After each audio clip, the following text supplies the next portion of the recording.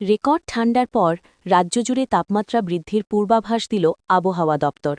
গত কয়েকদিনের হাড় কাঁপানো ঠান্ডা কমে যাওয়ায় প্রশ্ন উঠছে, তবে কি এবার সময়ের আগেই বিদায় নিচ্ছে শীত? আগামী কয়েকদিন উত্তরবঙ্গের একাধিক জেলায় ঘন কুয়াশার সতর্কতাও জারি করা হয়েছে। এবছর রেকর্ড করা ঠান্ডা উপভোগ করেছে রাজ্যবাসী। কনকনে ঠান্ডায় কার্যত গৃহবন্দী ছিলেন অনেকে। ডিসেম্বরের শেষ দিক থেকে বাড়তে শুরু করে ঠান্ডা। এবার কলকাতার তাপমাত্রা নেমেছিল প্রায় 10 ডিগ্রিতে। তবে শেষ 2-3 দিন ধরে ফের বদল হচ্ছে আবহাওয়া। হাড় কাঁপানি সেই ঠান্ডা আর অনুভূত হচ্ছে না গত কদিন ধরে। এই পরিস্থিতিতে অনেকের মনেই প্রশ্ন, তাহলে কি এবারের মতো বিদায় নিতে চলেছে তীব্র শীত? এবার নিয়ে এসে পূর্বাভাস দিল আইএমডি। চলতি সপ্তাহ থেকে কমতে চলেছে ঠান্ডা। মাঘের শীত বাঘের গায়ে, এই প্রবাদ কার্যকর হচ্ছে না এবছর। এবার রাজ্যে তাপমাত্রা বাড়বে 2 থেকে 3 ডিগ্রি।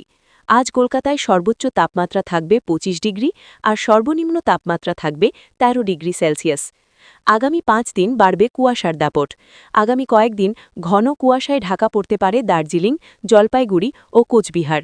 কম ঘন থেকে মাঝারি কুয়াশা থাকবে অন্যান্য রাজ্যে। এরই সঙ্গে রবিবার থেকে কমবে পারদ। উত্তরবঙ্গের দার্জিলিং, জলপাইগুড়ি, কোচবিহার, উত্তর দিনাজপুর, দক্ষিণ দিনাজপুর ও মালদাতে শনিবার রবিবার দার্জিলিং, কোচবিহার, উত্তর দিনাজপুর, দক্ষিণ দিনাজপুর ও মালদা এবং সোমবার দার্জিলিং, জলপাইগুড়ি, কোচবিহার ও উত্তর দিনাজপুরের একটি বা দুটি অংশ পড়বে কুয়াশা।